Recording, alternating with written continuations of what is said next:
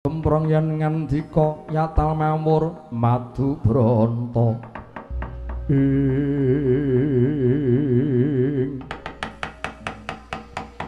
wayah dudu wayah mapan ana tengah alas tanpa kantha tanpa kandi ndak sawang ana wanita merpegi lan nyedak marang aku kuwi sapa bocah wadon nuwun inggih Raden gulang tepung gladi wanuh menawi paduka nila krami dhateng jasad kula nami kula pun endang pamikatsih nami kula Raden endang pamikatsih kasinggihan mekaten paduka menika sinten Raden ditepungke pamadyaning Pandhawa Sadra Madukara aku Harjuna menawi ngaten paduka ingkang kula padosi paduka Raden Arjuna ingkang mapan wonten impen kula Raden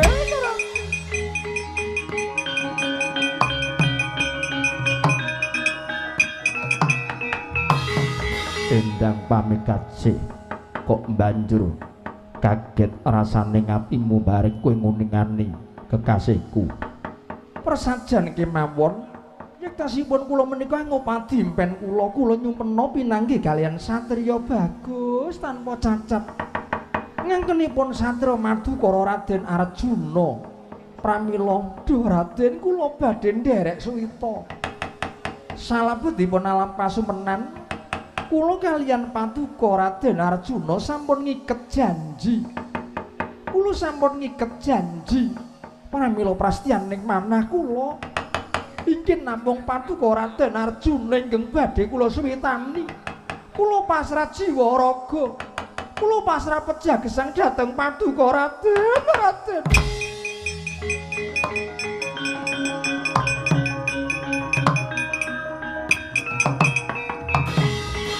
Janaka wis kagungan garwa aku wis duwe bojo kula dipun dadosaken bojo simpenan inggih mboten menapa-menapa dipun mayuh kula nderek Raden dipun mayuh kula nderek sauger paduka Raden Arjuna kersa netesaken wiji badhe kula tampi wonten guwa garba kula kepengin sanget nggadahi wiji paduka Raden sumingkir para Pandhawa agek padha sungkawa penggalihe kowe aja gawe geger kowe aja gawe pingget rasane ngatiku endang pamikatsih linalitan bisa lali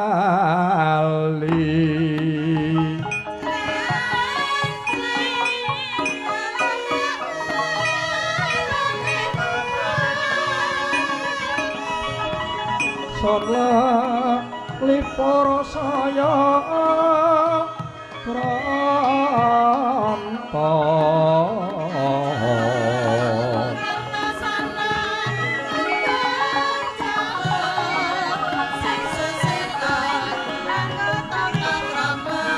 kandas luwat saksa lae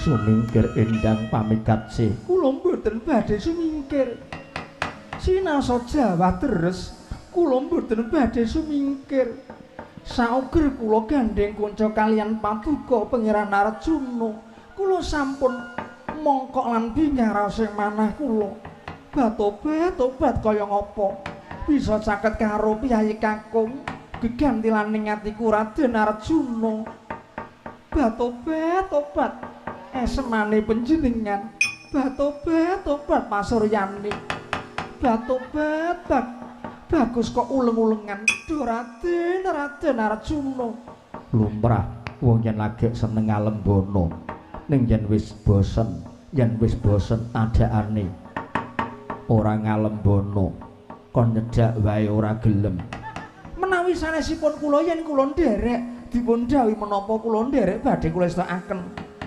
dipun dawuhi metaki mijeti kula nderek ora ngandel Aja menekok kowe metaki kon gaweke wedang kopi huru karuan gelem. Yen kula sagah, yen kula purun Raden, kula purun. Gambiligung waing tawan.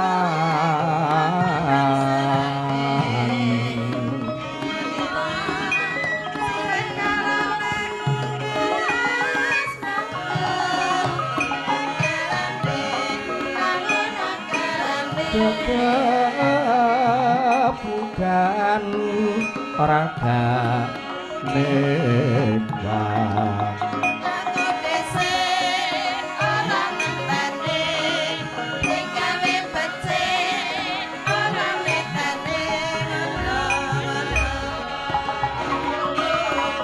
jenang gamping reca kayu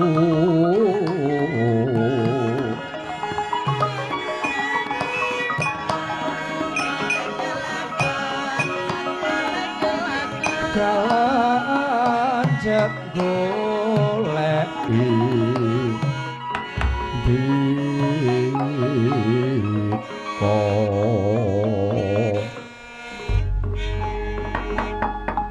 Endang pamikat siku wonten dawuh Raden sumingkir Janaka iku watake satriya ora bakal edo ing pangucap lan Arjuna ora bakal mayuh katresnan mung kejaba tanceping katresnanku kasok diajeng Wara Sembadra Wara Srikandhi. Mboten Raden kula mboten badhe sumingkir. Wong sabar ana watese. Apa kelakon kowe tak cempalani? Kula nderek. Sampun maneh dipun cempalani saukir kula dipun pejahi. Wonten pejahipun ingkang garwa. Pejahipun ingkang garwa. Pejahipun ingkang garwa. Saking asta paduka kula namung nderek Raden, kula namung nderek. Pamikat se ora gelem sumingkir nyop tampanana.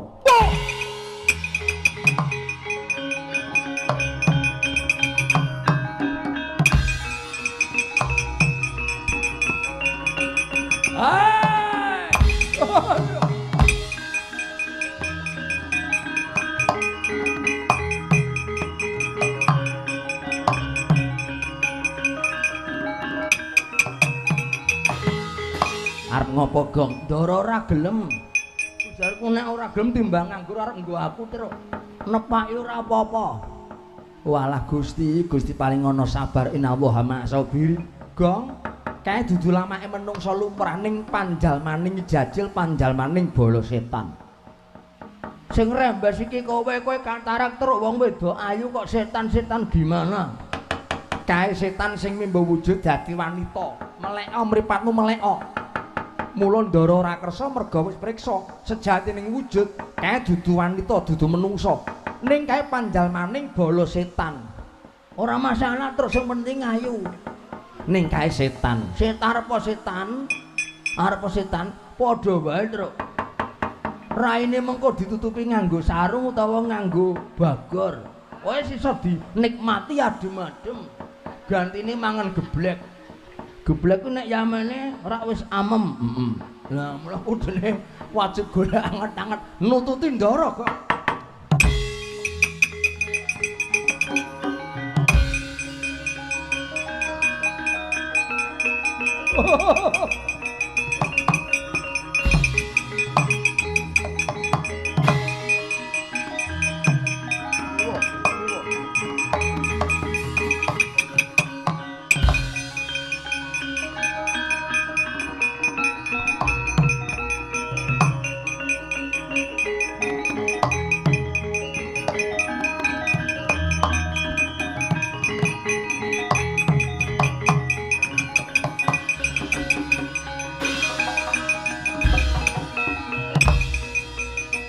Manukara mandheg.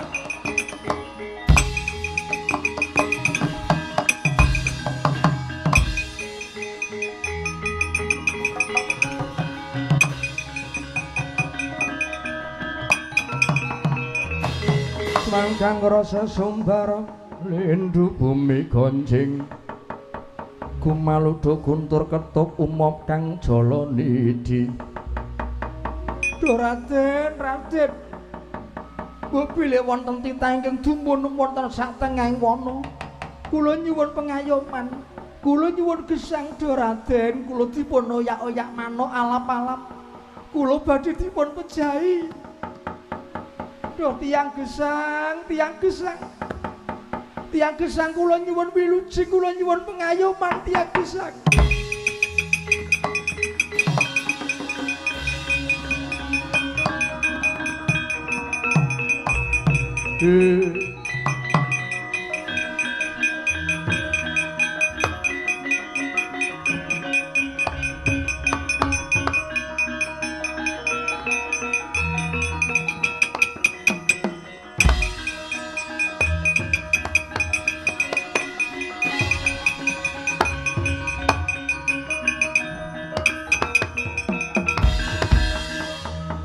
Merana semu bang aruna kadinetraning sari rapuh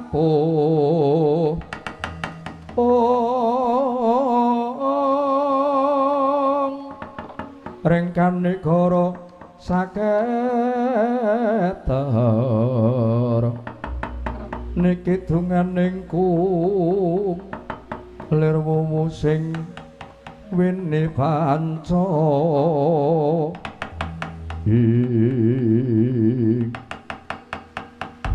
Duh Raden, paduka menika sinten Raden? Kula nyuwun pengayoman, kula nyuwun gesang, kula manuk dara. Dipun bujung-bujung manuk alap-alap kula badhe dipun pejahi. Sinuwun, sinuwun. Paduka sinten kula nyuwun pengayoman sinuwun. Tandya teka mangkono.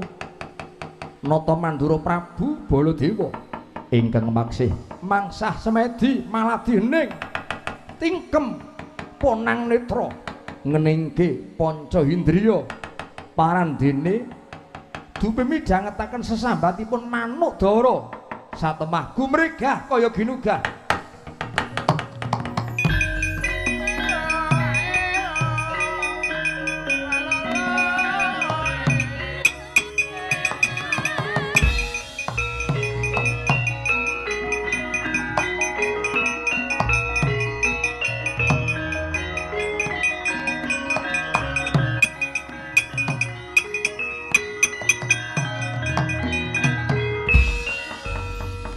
Jagat wasesaning dewa ya jagat pramudita nembe wae nggonku mangsa semedi ngening kejepa dumatan ana manuk dara sambat-sambat kaniaya. Aduh sinuwun paduka menika sinten sinuwun ingsun Nata Mandura Prabu Baladewa kula nyuwun pengayoman kula nyuwun gesang sinuwun kula dipun bujung-bujung peksi alap-alap kula badhe dipun pejahi. Piye kowe manuk dara wujude cilik kowe doyak-oyak manuk alap-alap arep dipateni kasihan mekaten sinuwun ana ngendi dununge manuk alap-alap Baladewa sago ngayomi manuk dara.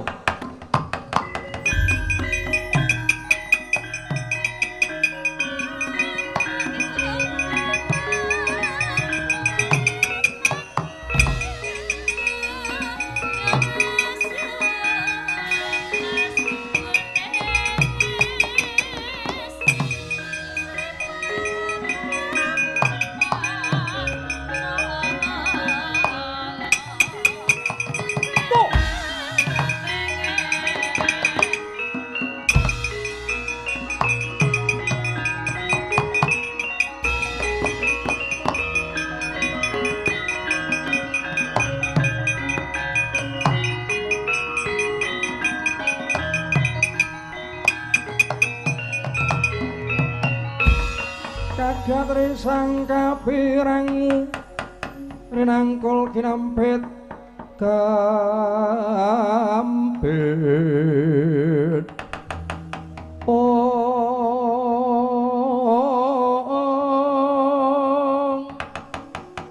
dosang renaning bawana ya tukang malang ati ya tukang ana sing tias mandheg luwih dhisik nentek wujude ora bakal sisih pandulku kowe wujude manuk alap-alap. Ya dasar kepara nyata panjenengan sapa sinuwun? Ingsun Nata Mandura Prabu Baladewa. Wigatine aku sago ngayomi penandhangi manuk dara.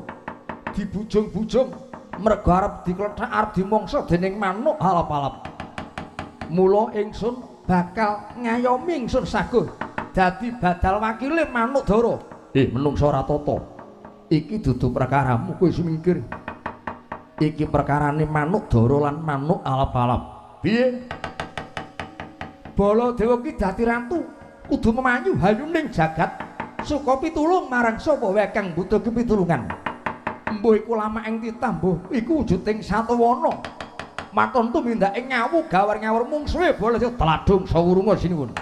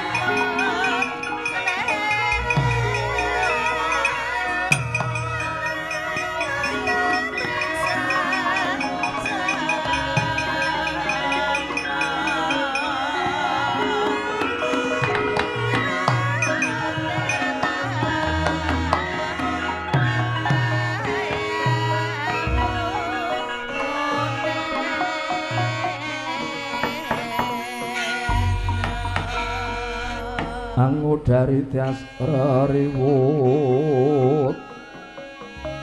ruweteng rawat wawadi wadi mring sang hambek ngumati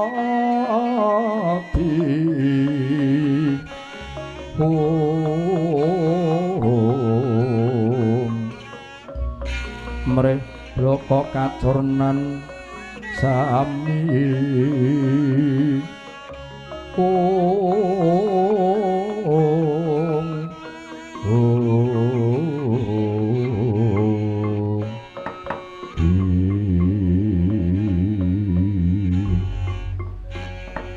Hong mangarcana sinaring bawana langgeng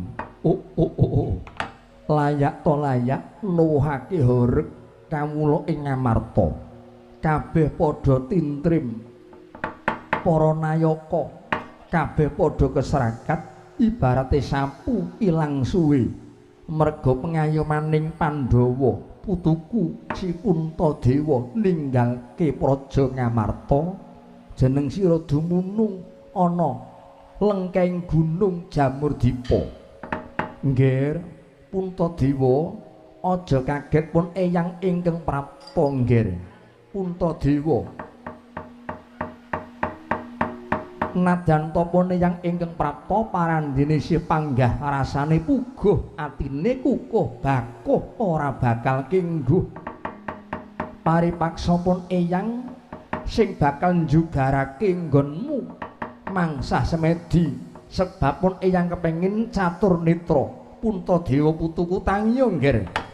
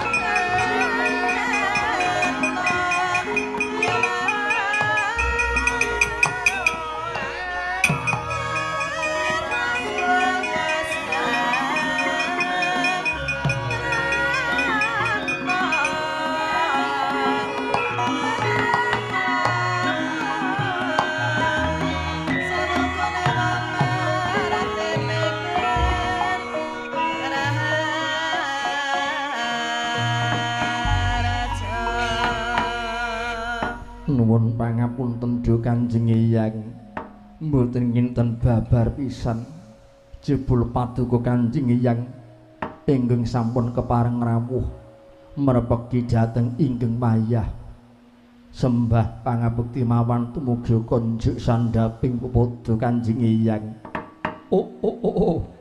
Hong mangarcana sekaring bawana langgeng. Ya nggih Puntadewa wis ndak tampa. Pangestuning pun eyang tampanana ya nggih. Sanget anggen kula mundi pareng pangestu paduka Kanjeng Hyang. Apa darunane dene jeneng sira Puntadewa nggonmu dadi ratu duweni pakaryan, duweni kewajiban ngatur kendho kencenging pemerintahan momong kabeh nayaka lan para kawula. Gene Puntadewa kok ninggalke praja tanpa taliwara. Lunga kok ora pepoyan.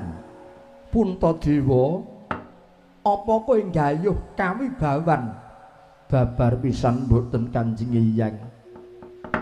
Apa kowe dadi ratu kepengin numpuk bondo? Dadi ratu kepengin keceh bondo negara? Iya. Babar pisan mboten Kanjeng Hyang. Lah yen Puntadewa kowe dadi ratu ora nggayuh kawibawan, ora nggayuh kepengin sugih numpuk bondo donya brana picis. Apa sebabe Puntadewa kok kowe ninggalke praja? Kowe kok ninggalke kawulamu ingkang padha keserakan wajibe diayomi, sing lara wajibe diusadani, sing peteng supaya entuk pepadang, sing ganjil dadi jangkep. Ning gene kowe ora. Nyuwun pangapunten Duh Kanjeng Hyang. Yektosipun ingkang wayah kula mboten gayuh kanugrahan menapa-menapa. Menapa malih gayuh derajat pangkat miwah sugihing bondo donya. Tumrap Puntadewa derajat pangkat miwah bondo donya. Menika menawi mboten dipun prayitnani, tundhanipun dados pangloro ping urip Kanjeng Hyang. Bagus, bagus. Yen mengkono Puntadewa kowe landhep atimu, kowe landhep ora samu. Banjur sing tok gayuh apa? Ingkang wayah kula menika namung gayuh katentremaning dumadi Kanjeng Hyang. Pangraos kula bilih saya dangu mboten sekedhik cacahipun manungsa ingkang nilaraken unggah-ungguh. Semunipun manungsa mboten nggadahi raos prikamanungsan. Blegeripun menika manungsa nanging manahipun tanpa beda kados dene satu wana. Mboten namung menika Hyang. ugi kathah sanget para manungsa ingkang nilaraken miwah lali dhateng sejarahipun piyambak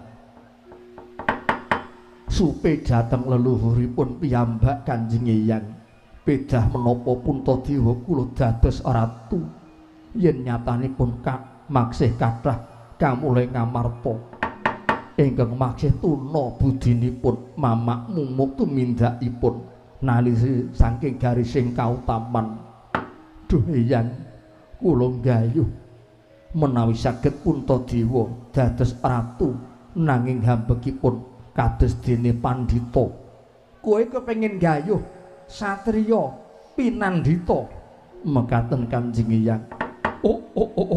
Hong mangarcana sekaring bawul langgeng putuku ngger Puntadewa ora ngira babar pisan tinemune lah kok jero pangrasamu semono nggonmu ngrasake lan nggatekke penandhangi para kamuling negara Ngamarta kowe ratu ora mikirke butuhing pribadi nanging kowe mikirke butuhing bebrayan agung sing tok galih sing tok rasake penandhangi para among tani penandhangi wong cilik mekaten Eyang. Iya satriya pinandhita bisa kasembadan blegere ratu watake satriya nanging hambeke kaya dene brahmana hambeke kaya dene pandhita nadyan ratu ning ora kumawasa kumawani sapa marang panguwasaning sun nadyan nyekel panguwasa ning malah rumangsa dadi abdining para kawula.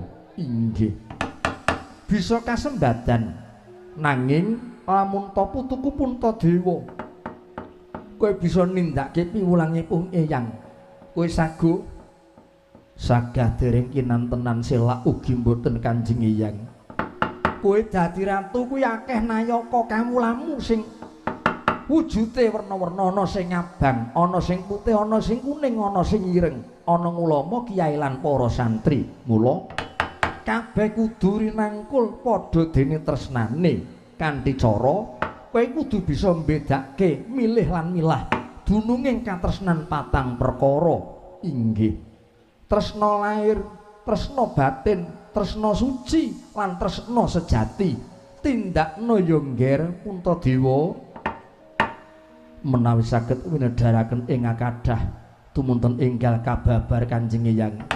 Hom awik nam astu nama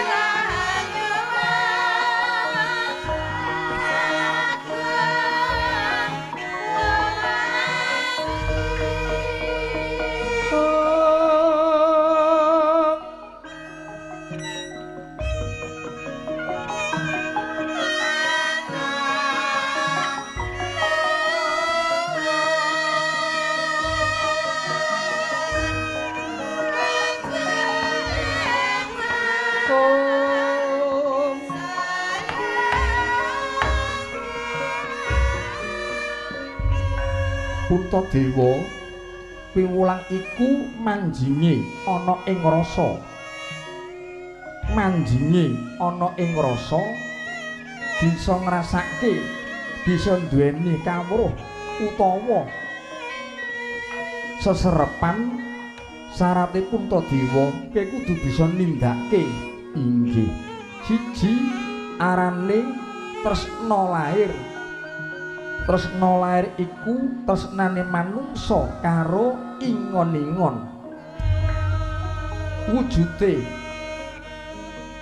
bebek meri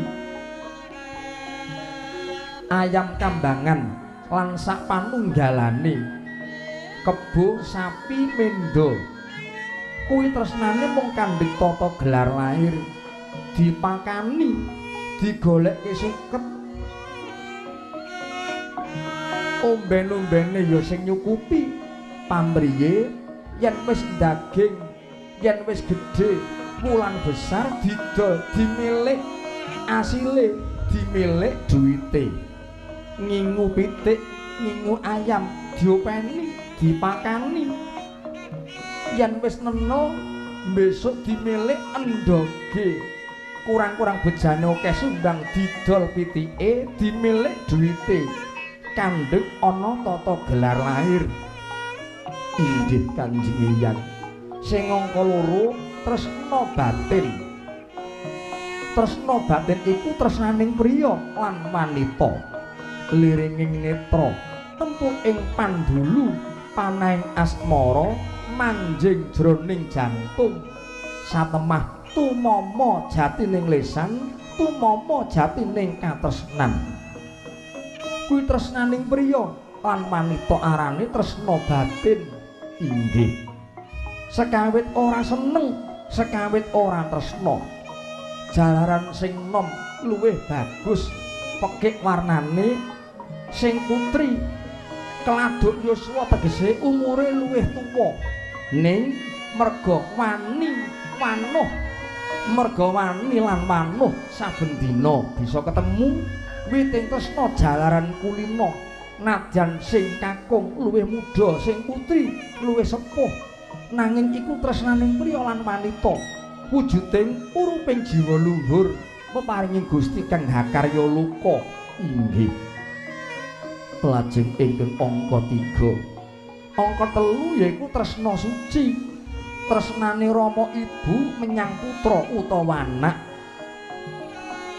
jagat tanpa timbang katresnane tanpa winates tresnane biyung tresnane bapa karo anak jagat tanpa timbang salokane kaya dene netra lan jempol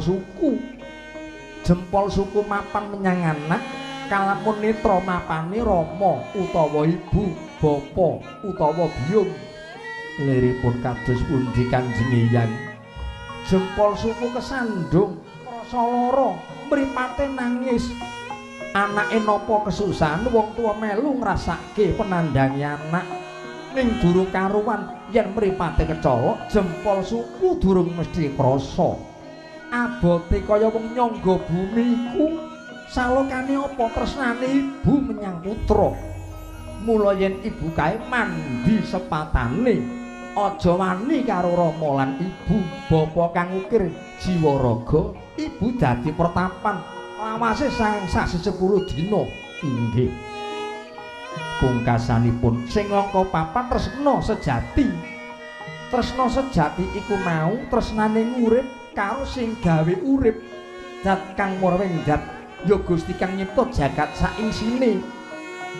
Anane urip Puntadewa lan Pun Eyang kedunungan urip merga saka panguwasane kang maha urip. Mula urip aja mung trima urip-uripan ning urip bisa dadi urup lirih bisa gawe pepadang. Inggih syarate nindakake piwulanging agama suci kang rinasuk dhewe-dhewe agama dadi kendalining urip sing tanpa kendalining agama kaya dene kebo sapi tanpa keluwan jaran keng tanpa kendali. Puntadewa kula wonten dawuh Kanjeng Eyang ditampa kuwi gampang ning dicakke ditindakake durung karwan iso nindakake ingkang bisa nindakake piwulangi Pun Eyang pitataning jalma-jalma kang pinilih aja mbedakake wujud mbuh iku menungsa mbuh iku kewan kabeh wajib diayomi sebab menungsa kedunungan urip kewan kedunungan urip mula urip iku mau kudu tansah tresnani marang sadhengah urip. Tetuwuhan kae yo duweni urip mula aja nyikara karo tetuwuhan. Inggih ngestaken dawuh Puntadewa ke sago nindakake kula sagah Kanjeng Eyang yen sago sakwise nampa piwulange Pun Eyang abot sanggane sing bakal sira tampa abot sanggane sing bakal tok tampa tak tontoni jroning 40 dina 40 wengi nggih Puntadewa.